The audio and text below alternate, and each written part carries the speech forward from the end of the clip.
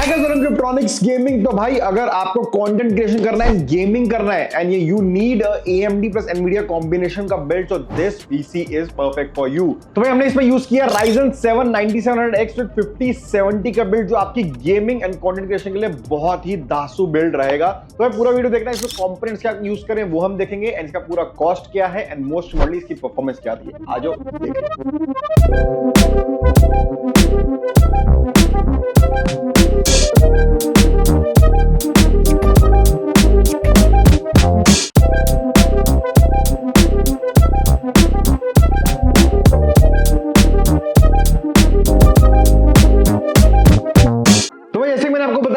Use case इस PC का रहेगा gaming and most importantly content creation.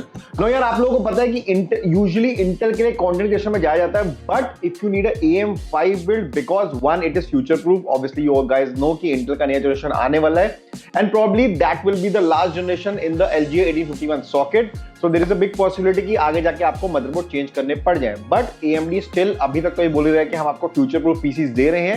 So we went with the AM5 socket. Definitely इस time AMD का देखो processor का प्राइस फिर भी स्टेबल है and as compare to let's say GPU and storage and RAM, अभी प्रोसेसर्स का price तो स्टेबल है, बाकी आगे का पता नहीं भाई। अब मेरी काली नजर लग जाए तो आपको पता नहीं, वो भी बढ़ जाएगा, कुछ नहीं पता होता। As of now we have used Ryzen 7 9700X, it comes with 8 cores and 16 threads. अगर मैं इसको कंपेयर करूं हमारे Ryzen 5 9600X से, तो मेजर डिफरेंस ये है कि Ryzen 5 only and only gaming करा के देगा आपको, बहुत लो लेवल की एडिटिंग भी कर देगा, बट एक Ryzen 7 आपको content creation, streaming and gaming तीनों के लिए परफेक्ट रहता है। तो भाई ये आपको देखने के आपका यूज केस क्या है and accordingly you choose a processor on your own. Sorry, अब मैं इसमें ये नहीं बोलूंगा कि दोनों का परफॉर्मेंस में ज्यादा डिफरेंस है। गेमिंग में आपको ज्यादा मेजर डिफरेंस दहा में भी नजर आए and it is probably not worth to spend on Ryzen 7 if your only use case is gaming. But अगर आपको गेमिंग के साथ कंटेंट क्रिएशन, जेन्युइनली अच्छा कंटेंट क्रिएशन करना है and you want to go with the AMD build, Ryzen 7 9700X is a perfect processor for you.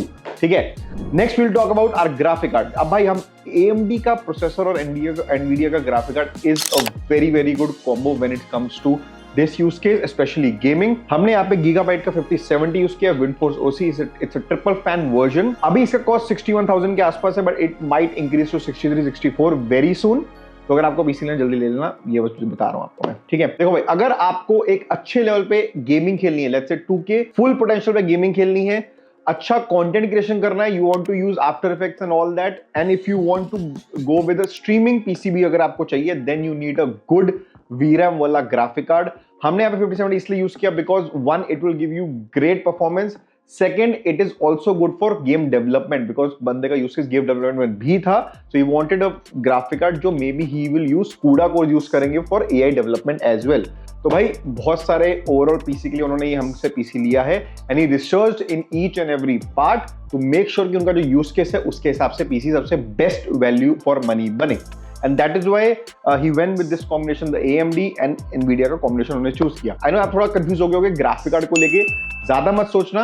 If you need any help, you can just contact us, हम आपको समझा देंगे क्यों and किस use case से आपको कौन सा ग्राफिक कार्ड को लेना चाहिए, कब आपको 5060 16GB लेना चाहिए एंड कब आपको 5070 12GB लेना चाहिए। क्योंकि बहुत लोग कंफ्यूज होते हैं कि 5060 16GB is a cheaper card, जबकि उसमें ज्यादा VRAM है, 5070 में 12GB VRAM है, बट एक एक्सपेंसिव कार्ड है, तो उसके यूज केसेस बहुत डिफरेंट है and that is why it is a more expensive card. ठीक है, बाकी ये कमेंट्स के बारे में बात करूं तो हमने यहाँ पे MSI का B850M gaming plus Wi-Fi 6E motherboard use किया है। You just need a very good motherboard to support your GPU and CPU, which this is, and आपको Wi-Fi 6E दे देगा, 4 RAM slot दे देगा, 3 NVMe slot दे देगा और बढ़िया VRAM दे देगा for no bottlenecks. Next we'll talk about our power supply। हमने यहाँ पे 750 watt की 80+ gold power supply यूज करी है from Deepcool। It comes with 5 years of warranty and it is a non-modular power supply। अब यहाँ पे लोग पूछते हैं नॉन मॉड्यूलर क्यों लेना चाहिए, मॉड्यूलर क्यों ना लें and whatever the situation is। देखो यार, मॉड्यूलर नॉन मॉड्यूलर में कुछ एडवांटेज भी हैं, बट जैसे नॉन मॉड्यूलर लोगे तो उसमें आपके केबल्स आपको PSU के साथ अटैच्ड ही आएंगे एंड मॉड्यूलर में you get all the cables separately so that it is good for cable management and if you need for upgradability as well. But to be honest, अगर आपको पता है कि हमने ही पीसी आपका बनाना है, then you can go with non modular PSU, you can save money, you can get the same similar performance, you can get 80+ gold and आपका मोस्ट इंपॉर्टेंटली आपका परफॉर्मेंस में डिफरेंस नहीं आएगा। तो that is why you can go with a non modular power supply. But if you know कि अगर आपने खुद का पीसी बनाना है and you need to do a great level of cable management on your own, then you can go with a modular power supply हाँ मतलब मैं ये नहीं कह रहा हूँ सिर्फ that is the only advantage, there are couple of other advantage, जैसे SATA केबल एक्स्ट्रा मिल जाती है and you get extra power cable also, but also depends कि आप CPU कौन सा ले रहे हो, उसके हिसाब से यू गो विद PSU। तो एनीवे अगेन आर रिस्पॉन्सिबिलिटी, हमसे पूछो हम आपको एक्जैक्टली बताएंगे क्या लेना है, ठीक है। तो हमने यहाँ पे स्टोरेज यूज किया WD का 1 TB 7100 Gen 4 NVMe SSD का प्राइस बढ़ चुका है, इसका कॉस्ट है 10,900 के आसपास and it will go around 12,000। सो भाई जितना जल्दी हो सकते हैं ले लो या कोई ऑल्टरनेटिव देख लेना। हमारे पास कुछ ऑल्टरनेटिव है जो अभी भी अंडर 10,000 में आपको 7,000 की स्पीड दे देते हैं, तो जल्दी से ग्रैब कर लो, ये बहुत जल्दी खत्म हो जाएंगे उसका स्टॉक, ठीक है। रैम के बारे में बात करूं, हमने 32 GB रैम यूज करी है, 16:2 DDR5 6000 MHz from T-Force, Delta RGB use किया हमने इसमें version, RGB version, and we have used the CL30 version and that is why इसका प्राइस थोड़ा सा ज्यादा है as compare to a normal CL36 RAM. ये बंदा लकी निकला, हमारे पास डील थी, जिन्होंने जब इन्होंने पीसी बनाया हमारे पास डील थी, he got this RAM for 28,000, जितना आजकल नॉर्मल CL36 का प्राइस है उनको CL30 मिल गई है RAM, but he was smart, इन्होंने चूज कर लिया उस time, he booked the PC and जैसे इन्होंने बुक किया लास्ट टाइम हमारी खत्म हो गई and then price increase to 32,000 again. So again, lucky guy, he saved 5,000 rupees on the RAM, and he got a very good RAM at the same price as well. Cooler के बारे में बात करूं, Ryzen 7 के लिए we've used AK620 digital SE cooler, जिसे आप देख सकते हो डिजिटल वर्जन है ये, आगे आपको टेम्परेचर वगैरह देख सकते हो, ठीक है। टेम्परेचर की बात करूं तो it is a very good air cooler, बहुत आराम से Ryzen 7 को हैंडल कर लेगा, चाहे आपको गेमिंग करनी है, कंटेंट क्रिएशन करना है, कुछ भी करना है, बहुत आराम से हैंडल हो जाएगा। Cabinet we have used again a value for money cabinet, MSI का 120 यूज हमने किया, 6 फैंस आता है, good cabinet, can handle the complete system very easily. So अगर भाई देखो, अगर आपको वैल्यू सिस्टम बनाना है हम वैसे ही बना देंगे, कॉस्ट कम कर देंगे चीजों में जहां आपको जरूरत नहीं है। अगर आपको एस्थेटिक्स में बहुत ज्यादा जाना है, you can do that as well, but majorly what you need to see is कि what combination of the CPU and GPU you need to get according to your use case, and obviously हम तो आपकी help करेंगे ही। बाकी आप देख लेते हैं इसका परफॉर्मेंस, आ जाओ।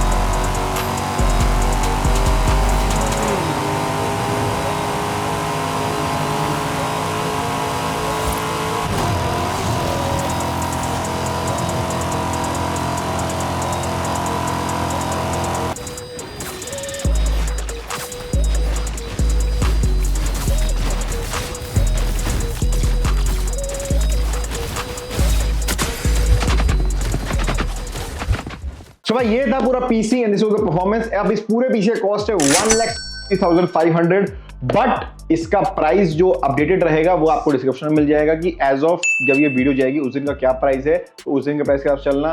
अब बंदे ने रैम में 5,000 रुपए सीसी से बचा लिए, तो he got a good deal. You might need to pay extra for the same RAM. अगर आपको CL36 में जाना है, you might get at the same price, ठीक है। एनीवे, तो दिस वाज द बिल्ड। अगर आपको भी ऐसा बिल्ड चाहिए, हमको कांटेक्ट कर सकते हो। व्हाट्सएप डिटेल्स दी हुई हैं, कॉल डिटेल्स दी हुई हैं, फोन नंबर दिया हुआ है मैंने, and we have also given you our address. आपको अगर आके पीसी बनवाना है, हमारे यहाँ से पीसी बनवा लो, मजा आ जाएगा पीसी बनाने में। And please guys do like and subscribe our channel. Share भी कर देना वीडियो अपने दोस्तों के साथ, या जिसको भी ये लगता है कि आपको लगता है ये वीडियो बन सकती है। अगले मिलता हूँ और भी पीसी बिल्ड के साथ। बाय।